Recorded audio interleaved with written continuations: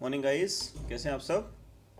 चलिए, first achievement हमारा हमारा फर्स्ट चैप्टर ख़त्म कर चुके हैं और सेकंड चैप्टर की तरफ बढ़ रहे हैं। सेकंड चैप्टर है गुडविल। गुडविल क्या है, क्यों है, कैसे है, सारा कुछ पढ़ेंगे। लेकिन इससे पहले आप ये बताइए कि इनफैक्ट आपके दिमाग में ये क्वेश्चन आया होगा कि सर कहाँ तो पार्टनरशिप पढ़ रहे थे और कहाँ बीच में गुडविल ले आए आप। ठीक है, इस सवाल का जवाब भी देंगे, बट फिलहाल तो थोड़ा सा गुडविल के बारे में डिस्कस करते हैं और पढ़ते पढ़ते आपके इस सवाल का जवाब जरूर देंगे कि बीच में कहाँ से गुडविल आ गई, क्यों आ गई। चलिए, क्या होती है गुडविल। रेप्यूटेशन है, इज्जत है, किसी की क्वालिटी है, किसी का नाम है, उसकी फेम है, या कुछ और है क्या गुडविल। पड़ोसी किराना वाले के यहाँ सामान लेने जाते हो, गए, तो उससे जो भी सामान आपने लिया उससे कह के आते हो ना कि भैया लिख लेना। ये लिख लेना क्या है। तो सर लिख लेना उसके लिए डेबिट हो गया, हमारे लिए क्रेडिट हो गया। अरे वो तो अकाउंटेंसी के पॉइंट ऑफ व्यू से ठीक है, लेकिन बात कर रहे हैं हम गुडविल की। क्या है वो लिख लेना। लिख लेना है आपके फादर की रेप्यूटेशन, आपके फादर की टाइम पेमेंट करने की गुडविल। ये उनकी क्वालिटी है, ये उनका नाम है जिसको आप बोल के आते हो कि भैया लिख लेना। ये उनकी फेम है कि वो पैसा टाइम पर दे देते हैं। ये है उनकी गुडविल, जिसकी वजह से आपको पड़ोसी किराने वाला उधार दे देता है। ये क्या है कि over a period of time हुआ ऐसा कि जब भी आपने पड़ोसी किराने वाले से उधार की तो आपके पापा टाइम पर पेमेंट देते आए हैं। इस वजह से वो आपको आगे भी उधार दे रहा है। तो जो सेकंड पॉइंट है वो कहता है efforts put over past to build goodwill. तो आपके पापा ने पूरे पास्ट ड्यूरेशन में जब से आपने उधार शुरू की है उससे लेना, वो टाइम पर पेमेंट करते आए हैं और उसकी वजह से वो आपको आज भी उधार देता है। लेकिन आप पापा से बोलिए कि एक्सपेरिमेंट करिएगा, वैसे करिएगा मत इसे, बट फिर भी, कि अगले महीने उस किराने वाले को पैसे ना दें, हिसाब ना करें उसका। तो अगले महीने वो आपसे कहने लग जाएगा कि भैया पिछले महीने का नहीं आया। फिर भी आप बेशर्म मन के सामान लेते रहिए। दूसरे महीने वो थोड़ा सा टाइट करना शुरू करेगा, क्या हुआ भैया, पापा है नहीं घर पे, या क्या बात है, दिखते नहीं आजकल।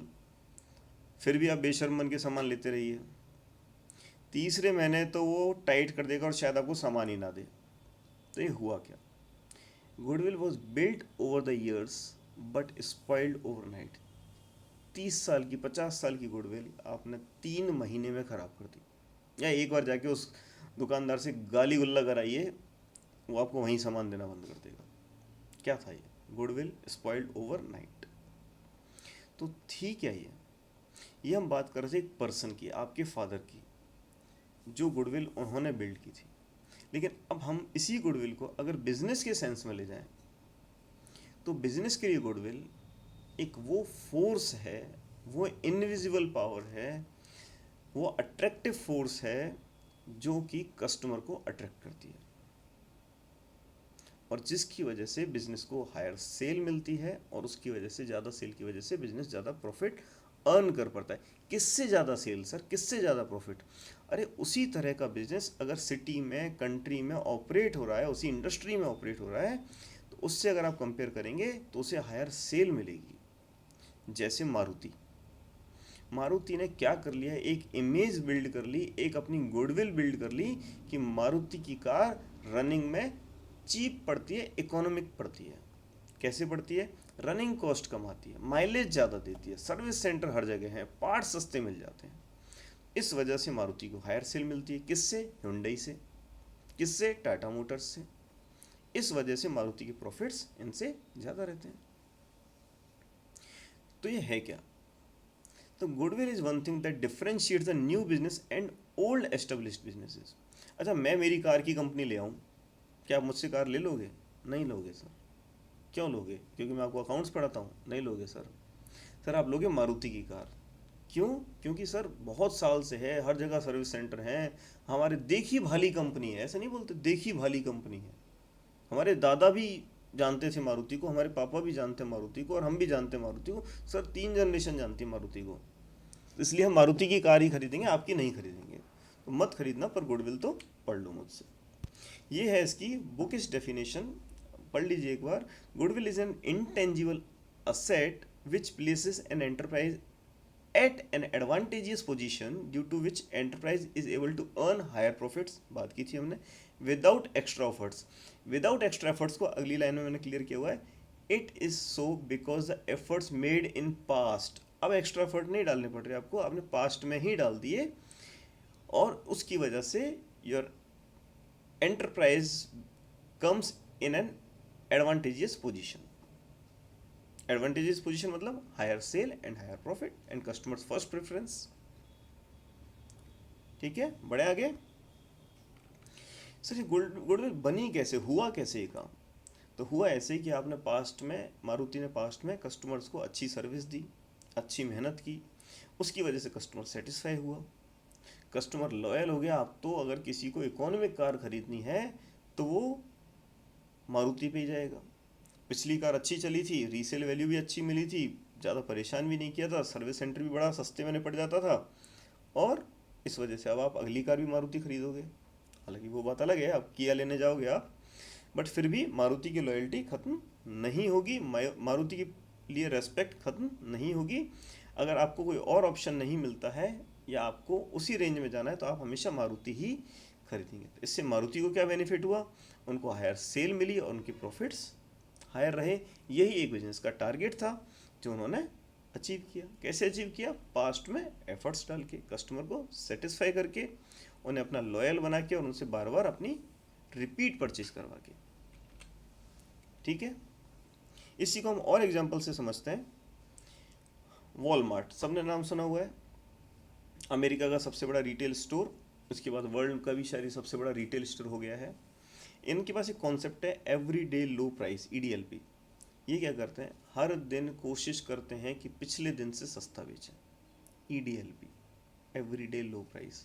तो इन्होंने क्या किया, इन्होंने एक अपनी रेप्यूटेशन बिल्ड कर ली, अपनी गुडविल बिल्ड कर ली कि वॉलमार्ट सस्ता बेचता है, अच्छा बेचता है और सस्ता बेचता है।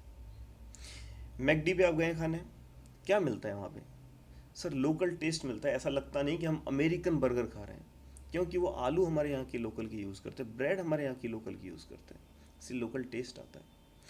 सर बजट में होता है, ज़्यादा महंगा भी नहीं होता, बिल्कुल। हाइजीन फैक्टर सर, साफ़ सुथरे होते हैं वो लोग ना, कैप और ग्लव्स लगा के काम करते हैं, सब कुछ दिख रहा होता है उनकी किचन में, कहीं गंदगी नहीं दिखती। ये क्या है, ये उनकी गुडविल ही तो है। वुडलैंड के शूज़ क्या हैं सर, टफ होते हैं, मजबूत होते हैं, ख़राब नहीं होते सर, कितने साल पहन लो घिसते नहीं हैं सर, पुराने हो जाते हैं। क्या है उसकी गुडविल? नाइकी रीबॉक के शूज़ क्या हैं? स्पोर्ट्स के लिए अगर आपको कोई शूज़ लेने हैं, फर्स्ट प्रेफरेंस रहेगी। आपका कोई फ्रेंड पूछता है, आपको कोई जूनियर पूछता है 11th-12th में कॉमर्स कहाँ पढ़नी है, तो ऑब्वियसली आप डिवाइन का नाम सजेस्ट करोगे। क्यों? पता है आपको। चलिए, ये कुछ डेफिनेशंस हैं, पढ़ लीजिएगा इन्हें, पॉज कर लीजिएगा वीडियो, समझ लीजिएगा। ऐसा कोई पॉइंट है नहीं जो हमने पीछे आगे डिस्कस नहीं किया हो। पढ़ते हैं आगे। गुडविल के कैरेक्टरिस्टिक्स या फीचर्स, किसी भी नाम से क्वेश्चन आ सकता है। क्या है गुडविल के features? It's an intangible assets, पढ़ा हुआ है हमने 11th में। इंटेंजिबल क्या होती है? वो असेट्स जिन्हें देखा या छुआ नहीं जा सके।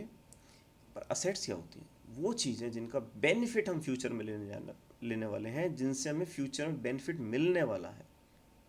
तो ये एक इनटेंजिबल असेट है, मतलब जिससे हमें बेनिफिट तो मिलेगा लेकिन ये दिखती नहीं है। ठीक है, अच्छा सर ऐसे समझाओ हमें कि जैसे आपने बताया था वो पापा वाला एग्जांपल, तो पापा की गुडविल है, पड़ोसी किराने वाला उधार दे देता है। अब पापा चले गए जयपुर, तो क्या जयपुर का किराने वाला भी उधार दे देगा? नहीं, इट्स इनविजिबल। ये आपने बिल्ड की है, अपने बिहेव से, अपनी एक्ट से बिल्ड की है। ये कोई बॉडी का पार्ट नहीं है या कोई आपका आईडी कार्ड नहीं है जिसको देख के जयपुर के किराने वाला भी आपको उधार दे देगा।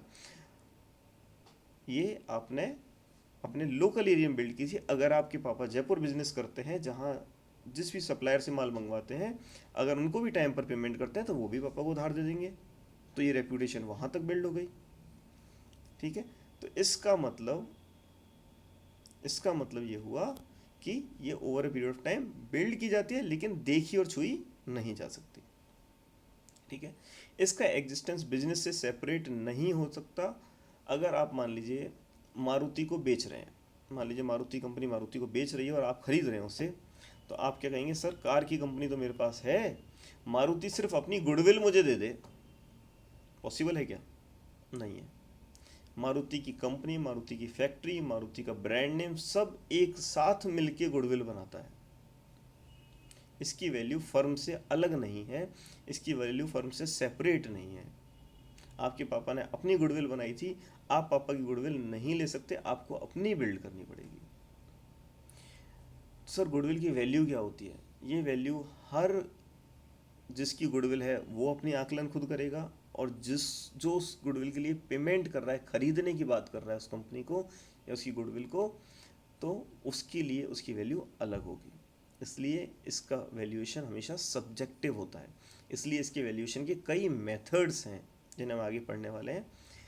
कुछ मेथड्स से वैल्यू कम आती है, कुछ से ज़्यादा आती है, कुछ पर्सनल प्रेफरेंस से होते हैं वैल्यूएशन मेथड्स, बट कुल मिला के वैल्यूएशन सब्जेक्टिव होता है। गुडविल हेल्प करती है हायर प्रॉफिट अर्न करने में, ये एक अट्रैक्टिव फोर्स है। किस वजह से गुडविल बनती है? सर बहुत सारे फैक्टर्स होते हैं, बहुत सारे फैक्टर्स, आगे डिटेल में डिस्कस करने वाले हैं। 2-4 फैक्टर्स मैंने डाले हुए हैं जस्ट कैरेक्टरिस्टिक्स फीचर पढ़ने के लिए।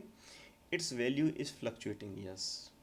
3 महीने आप किराने वाली शॉप का पेमेंट मत कीजिए, 3 महीने बाद देखिएगा आपकी गुडविल की वैल्यू चेंज हो चुकी होगी। It's value is fluctuating. It's a valuable asset, yes. बहुत कीमती, बेतहाशा कीमती असेट्स है गुडविल, क्योंकि इसकी वजह से एक बिजनेस को एडिशनल सेल मिलती है, एडिशनल प्रॉफिट मिलता है। कुछ इंपॉर्टेंट पॉइंट्स ध्यान में लाना चाहूँगा आपके। हर असेट डेप्रिशिएट होती है, लेकिन एक इंटेंजिबल असेट है, इसलिए ये अमोर्टाइज होगी। According to AS 26 accounting standard 26, goodwill should not be recorded in the books of accounts unless some money has been paid for it. जब तक गुडविल खरीदी नहीं गई है, जब तक खरीदी ना जाए, गुडविल बुक्स में रिकॉर्ड नहीं की जानी चाहिए। ये हमारे अकाउंटिंग की बाइबल कहती है। बाइबल मतलब अकाउंटिंग स्टैंडर्ड्स की बुक कहती है, AS 26 कहता है। इसी का मतलब हो गया कि self generated goodwill is not recorded in the books of accounts. क्या होती है सेल्फ जनरेटेड गुडविल? डिटेल में पढ़ेंगे आगे, फिलहाल तो सिर्फ ध्यान में रख लीजिए इस पॉइंट को, छोड़ेंगे कुछ भी नहीं, सारा कुछ कवर करेंगे। वही बात जो हमने पहले डिस्कस की थी, बिजनेस के साथ तो गुडविल को सेल किया जा सकता है, but independently, individually it can not be sale, it can not be sold. ठीक है सर, क्यों गुडविल को वैल्यू करने की ज़रूरत आई? पार्टनरशिप पढ़ रहे थे तो ये रहा आपके सवाल का जवाब। कहता है कि जब भी पार्टनर्स जो काम कर रहे हैं एग्जिस्टिंग पार्टनरशिप पे, कोई नया पार्टनर ऐड नहीं हो रहा है, तो उनके अगर प्रॉफिट शेयरिंग रेशियो में, PSR में चेंज होता है, तो बात गुडविल की करेंगे, तब गुडविल की वैल्यूएशन की ज़रूरत पड़ती है। कोई नया पार्टनर आपने एडमिट किया तब भी जरूरत है। सर एडमिट मतलब हॉस्पिटल में? अरे नहीं भाई, पार्टनरशिप में भी अगर पार्टनर को एंट्री देते हैं तो उसे भी एडमिशन कहते हैं, एडमिट करना कहते हैं। व्हेन अ पार्टनर डाइज और रिटायर्स, उस टाइम पर भी, जब एक पार्टनरशिप फर्म को बेचा जाता है उस टाइम पर भी, और जब 2 या 2 से ज़्यादा फर्म्स को amalgamate is a chemical word, comes from chemistry, it's used for chemicals. Amalgamation मतलब मिक्स करना। तो जब भी 2 या 2 से ज़्यादा फर्म को मिक्स किया जाता है, उन्हें मर्ज किया जाता है, तब भी गुडविल को वैल्यूएशन करने की ज़रूरत पड़ती है। तो सर इन सब का एक कोई कीवर्ड, हाँ, कुल मिलाकर ओनरशिप में चेंज है। एग्जिस्टिंग पार्टनर्स में हो सकता है पार्टनर्स चेंज नहीं हो रहे हो, नंबर ऑफ पार्टनर्स चेंज नहीं हो रहे, लेकिन उनका आपस में ओनरशिप चेंज हो रही है। कोई पहले 3:2 में हो सकता है, वो लोग आपस में PSR शेयर कर रहे हो, प्रॉफिट शेयरिंग रेशियो उनका 2:3 हो, अब हो सकता है वो 3:2 में कर लें। तो कहीं ना कहीं ओनरशिप चेंज हो रही है। नया पार्टनर एडमिट किया तब भी ओनरशिप चेंज हुई, एक पार्टनर की ओनरशिप बढ़ गई, पुराने वालों की घट गई। एक पार्टनर रिटायर हुआ या मर गया तो भी एक की कम हो गई, बाकी जो है उनकी बढ़ गई। पार्टनरशिप फर्म को बेचा जाता है तब भी ओनरशिप में चेंज आया, और 2 या 2 से ज़्यादा फर्म्स को मर्ज किया जाता है, अमलगमेट किया जाता है, तब भी पार्टनरशिप में की ओनरशिप में चेंज आया। तो इन ओनरशिप चेंज के कारण हमें गुडविल की वैल्यूएशन करनी पड़ती है। थैंक यू गाइस, आज इतना ही पढ़ेंगे। आगे एक दिन और हम थियरी को देंगे, उसके बाद हम प्रैक्टिकल पोर्शन स्टार्ट करेंगे। मज़ा ज़्यादा आता अगर हम क्लास में से डिस्कस कर रहे होते, बिकॉज ये जो 9-10 स्लाइड्स आपने देखी हैं, इन स्लाइड्स में हमने 2-3 लेक्चर गुजारे हुए हैं डिस्कशन में। It really it's enjoyable, but thanks to corona